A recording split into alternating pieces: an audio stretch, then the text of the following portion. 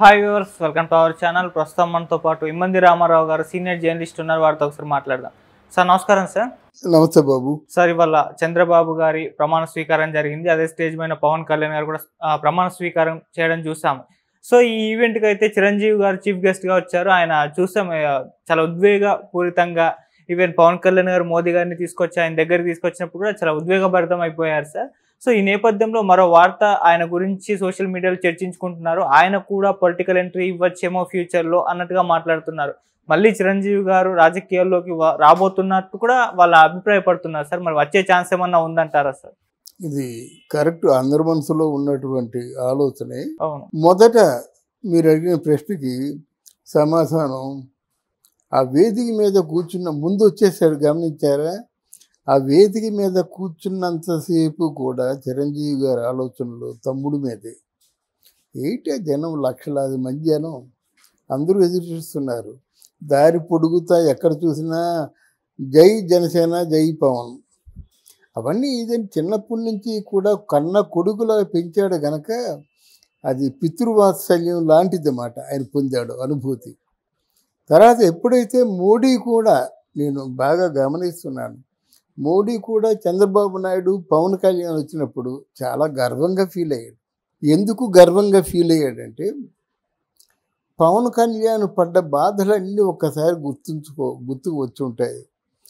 Pawan Kalyan party పెట్టడం ఇష్టం లేదు, రాజకీయాల్లో తిరగడం ఇష్టం లేదు, వచ్చిన డబ్బంతా ఖర్చు పెట్టడం ఇష్టం లేదు, చివరికి పవన్ కళ్యాణ్ పిల్లల పేరున డిపాజిట్ చేసిన డబ్బు కూడా ఖర్చు పెట్టడం ఇష్టం లేదు అన్నమాట. ఇవన్నీ ఇష్టం లేని పనులే. ఇంట్లో పక్క తల్లి ఏడుస్తుంది, మరి వాడు చిన్నప్పుడు అంత బలమైనడు కాదురా, అనారోగ్యంతో ఉండేవాడు, ఏమిటి ఎండనక వాననక ఈ రాజకీయాలు కదా ముంచేస్తారని చెప్తుంటే ఇన్ఫ్లుయెన్స్ అవుతారు ఎవరైనా. నాగబాబు కూడా అదే చెప్పాడు. ఎందుకు వచ్చింది ఈ రాజకీయాలు మనకి? ఇండస్ట్రీలో, తెలుగు ఇండస్ట్రీలో ఎవరు అవునన్నా కాదన్నా జనసేన పవన్ కళ్యాణ్కు ఉన్నటువంటి ఫాలోయింగ్కి ఆయన సినిమా రజనీకాంత్ సినిమా లాగా ఓడిపోయినట్టయితే హిట్, ఏమాత్రం బాగుందన్నా సక్సెస్, ఇంకా చాలా బాగుందంటే అత్తారింటి ఇలా సూపర్ హిట్, ఆ రేంజ్లో ఉన్నాడు. మరి దాన్ని అనుభవించకుండా ఎందుకు ఇలా పిచ్చి పనులు చేస్తున్నాడు? తనకు తోచింది తను చేయడమే తప్ప ఎవరైనా చెప్పింది విండ కదా అనేటువంటి బాధతో ఉండేవాడు అన్నమాట. నేను ప్రజారాజ్యం పెట్టాను, ఎందుకు అభాస్పాలు అయిపోయాను కదా, చివరికి మెర్చి చేశాను కదా.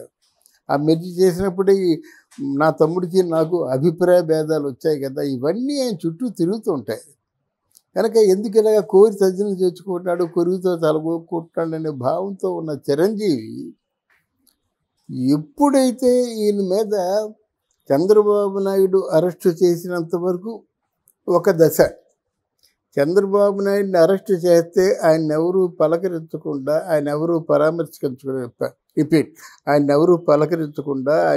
పరామర్శించకుండా ఉన్న తరుణంలో నేనున్నాను అంటూ జగన్మోహన్ రెడ్డి తాలూకు ప్రభుత్వం తాలూకు ఆగడాలు అంటే అక్రమాలు, దౌర్జన్యాలు, వీటన్నిటినీ ఎదుర్కొంటూ వెళ్ళి భువనేశ్వరికి ధైర్యం చెప్పి, లోకేష్కి ధైర్యం చెప్పి, చంద్రబాబు నాయుడికి నేను ఉన్నాను అని చెప్పి బయటకు వచ్చి పొత్తులు అనౌన్స్మెంట్ చేసేసరికి పవన్ కళ్యాణ్ తాలూకు రాజకీయ ప్రభ ఒక్కసారి గుప్పు మందమాట. ఇంతవరకు పవన్ కళ్యాణ్ ఆవేశపరుడు, ఏమనుకుంటే అది చేసేస్తాడు, మాట్లాడడం చేత కాదు, వార్డు మెంబర్గా కూడా గెలడం చేత కాదు అని విమర్శించిన వాళ్ళందరూ కూడా మాడు ఏను కుంభస్థలం కుట్టాడ్రా, అసలు చాలా మంచి సపోర్ట్ తీసుకున్నాడ్రా అని పవన్ కళ్యాణ్ని ప్రశంసించారు.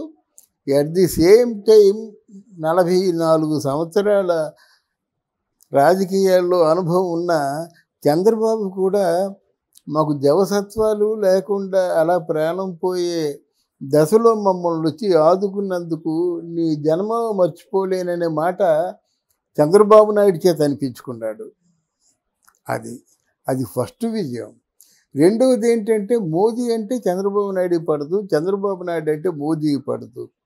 పవన్ కళ్యాణ్ అక్కడ ఏం ఆలోచించారంటే, ఓట్లు చేలనివ్వను అనేది ఒకటైతే, లేదు బీజేపీ, తెలుగుదేశం, జనసేన ఈ 3 కలిసి ఉంటే ఎన్నికలు సజావుగా సాగుతాయి. కానీ నిజంగా చాలా మరి ఏ దేవుడు పుట్టించాడో ఆ ఆలోచన, కానీ దాన్ని మోడీ కూడా సంసిద్ధం వ్యక్తం చేయలేదు. పవన్ కళ్యాణ్ ఇక్కడ తెలుగుదేశం పార్టీ చంద్రబాబు నాయుడు కూడా సంసిద్ధం వ్యక్తం చేయకపోతే ఇంత చిన్న వయసులో మధ్యవర్తిగా వెళ్ళి వాళ్ళ మధ్య సమన్వయం చేకూర్చి ఎట్టకేలకు బీజేపీ, తెలుగుదేశం, జనసేన కూటమిగా పోటీ చేస్తుంది అని అనడం అది చాలా గొప్ప అంశం అన్నమాట.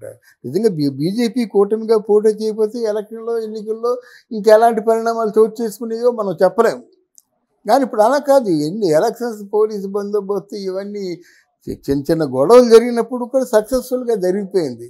ఇవన్నీ కూడా ఉంటుంది కదా, అన్నయ్యగా ఉంటుంది కదా. తర్వాత భారతదేశాన్ని గడగడలాడించిన మోడీకి పవన్ కళ్యాణ్, చంద్రబాబు నాయుడు ట్రంప్ కార్డులు అయ్యారు. చివరి దశలో ఆల్మోస్ట్ కూటమిలో ఉన్న పుణ్యానికి మోదీని గట్టెక్కించేటువంటి అవకాశం వాళ్ళకి కలిగింది. ఇవన్నీ వాళ్ళ అన్నయ్య ఫేసులో కనిపిస్తాయి మనం చదవగలిగితే. అలాంటి వ్యక్తి రజనీ పక్కన సమూజీలు, అక్కడ సూపర్ స్టార్ అయినా ఇక్కడ మెగాస్టార్ అయినా ఆ వేదిక మీద గౌరవించడమే చాలా గొప్ప. అటువంటిది మోదీని తీసుకొచ్చి, చిన్నపిల్లలాగా మోదీ పవన్ కళ్యాణ్ తీసుకొచ్చి చిరంజీవిని కావలించుకొని, చిరంజీవిని తర్వాత ఏంటంటే గట్టిగా పట్టుకొని నిన్ను మించిపోయే నీ తమ్ముడు అని చెప్పినప్పుడు ఏ తండ్రికైనా జలజల కన్నీరు కారిపోతుంది. అంతేకాకుండా ఇక్కడ పవన్ కళ్యాణ్, మోదీ, చిరంజీవి ముగ్గురు విజయకేతనాలు ఎగరేశారు. విజయకేతనం అంటే చెయ్యి పైకెత్తి జై కొట్టడం అన్నమాట. అది ఎగరేశారు, అందరూ చూశారు. తర్వాత మళ్ళీ ఇంకోసారి చిరంజీవిని కావలించుకున్నాడు. అప్పుడు చిరంజీవి తట్టుకోలేక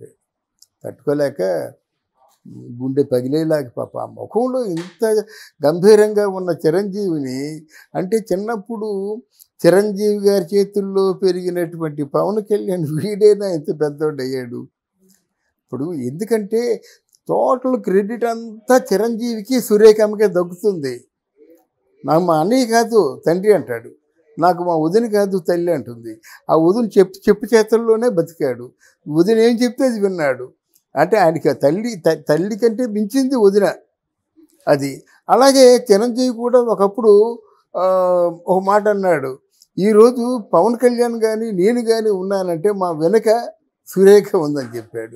ఇవన్నీ వాళ్ళు చెప్పుకున్న మాటలే మనం కూర్చి చెప్తున్నమాట.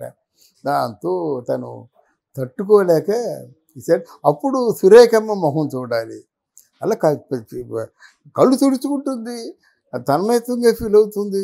ఒక పక్క అన్నా నిజనో ఏడుస్తుంది, ఒక పక్క ఆద్య చప్పట్లు కొట్టేస్తుంది. ఎంతకంటే కన్నుల పండుగ ఏముంటుందండి. గనక చాలా అద్భుతమైన ఘట్టం అది. దానికి ఏంటంటే అందరికీ కూడా మొన్న చిరంజీవి ఇంటికి వెళ్ళినప్పుడు అన్న పాదాలకి, వదిన పాదాలకి నమస్కారం పెట్టినప్పుడు ఎటువంటి ఉద్వేగం ప్రేక్షకులకు కూడా కలిగిందో ఇప్పుడు కూడా అటువంటి ఉద్వేగమే కలిగింది. ఇక మీరు అడిగిన ప్రశ్నకి సమాధానం నేను చెప్తున్నాను. ఇవాళ చిరంజీవి సినిమాలు చేస్తాడు, కానీ ఉన్నతమైనటువంటి ఒక పదవి మాత్రం చిరంజీవిని వరిస్తుంది తొందరలో.